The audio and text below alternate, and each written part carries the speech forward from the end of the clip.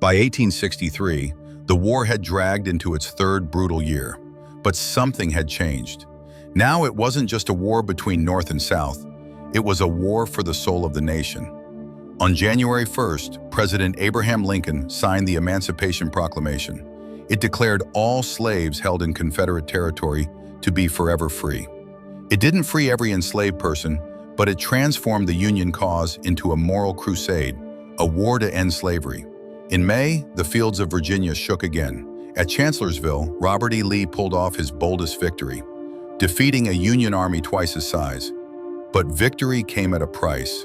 Stonewall Jackson, Lee's most trusted general, was mortally wounded by friendly fire. Lee would call it losing my right arm. Then came Gettysburg, July 1st to 3rd, the bloodiest battle in American history. Lee invaded the North again, and this time he failed. On the third day, 12,000 Confederates charged across open ground, Pickett's charge. It was a slaughter. Lee's army limped back to Virginia. He would never invade the North again. Meanwhile, far to the west, the Union struck another blow.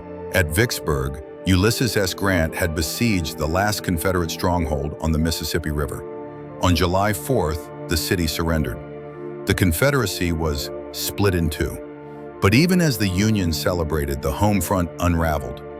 On July 13th, in New York City, protest erupted over the draft. It exploded into 4 days of riots. Black citizens were beaten, lynched, burned out of their homes. It was the deadliest civil unrest in American history.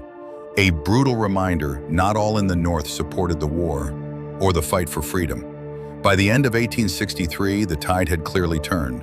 The Union had claimed its most critical victories, and the war was no longer just about preserving a country, it was about redefining it. As always, keep exploring history and discovering the stories behind the stories.